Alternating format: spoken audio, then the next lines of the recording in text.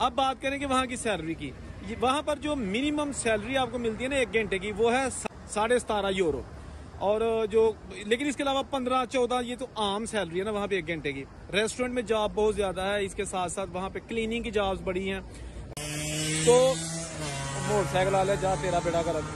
अच्छा, यूरोपीय यूनियन का एक ऐसा मुल्क जहां पर पूरे मुल्क में ट्रांसपोर्ट फ्री है, जहां का वीजा रेशियो बहुत अच्छा है, जहां पर जॉब मिलना बड़ा आसान है और आपको यूरोप के दूसरे मुल्कों की निस्बत पे भी ज्यादा मिलती है। जी हाँ, लग्जमबर्ग के वाले से इस वीडियो में थोड़ी सी मैं आपको इन्फॉर्मेशन देता हूं, ताकि अगर आप प्लान कर रहे हैं यूरोप आने का या ऑलरेडी यूरोप में हैं तो आपके पास वर्क राइट्स हैं, तो आप लग्जमबर्ग कैसे जाके ठीक ठाक पैसे कमा सकते हैं और एक खूबसूरत मुल्क में रहते हुए अपना फ्यूचर रोशन कर सकते हैं। वीडियो के साथ जुड़े रहिएगा। स्विट्जरलैंड और लग्जमबर्ग 2 अमीर मुल्क हैं, लेकिन लग्जमबर्ग में बहुत सारे लोग ऐसे हैं जो इंग्लिश भी बोलते हैं, क्योंकि यूरोपीय कंट्री जितने भी हैं उनमें वहाँ की जुबान ही ज्यादा बोली जाती है। जैसे फ्रांस में फ्रेंच ज्यादा बोली जाती है, जर्मन में जर्मन, इसी तरह तमाम जो मुल्क है उनकी अपनी जुबान है, लेकिन लग्जमबर्ग में आप इंग्लिश भी बोल सकते हैं।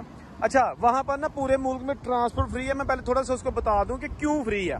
देखिए ना, अगर आप बस पे बैठते हैं, ट्रेन पे बैठते हैं, ट्रैम पे बैठते हैं, या इस तरह की जो फेरी आपको नजर आ रही है इस पे बैठते हैं, तो आपको 1 पैसा नहीं देना। उसकी रीजन ये है कि लग्जमबर्ग छोटा मुल्क है, अमीर मुल्क है और ट्रांसपोर्ट बहुत ज्यादा है वहां पे लोगों की अपनी, यानी कि गाड़ियां लोगों के पास बहुत ज्यादा थी, क्योंकि हर बंदे के पास तो अपनी कार थी।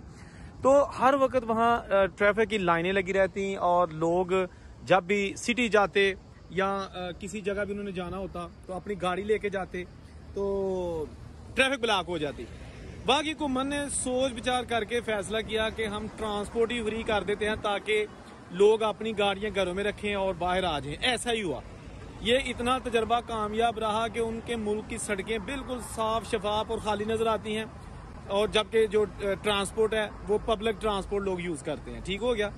वेयर हाउसेज है छोटे छोटे, उनमें जॉब्स आपको मिल जाती हैं, लेकिन क्योंकि वो टूरिस्ट सिटी है इसलिए वहां पे कैफे रेस्टोरेंट्स बहुत ज्यादा हैं।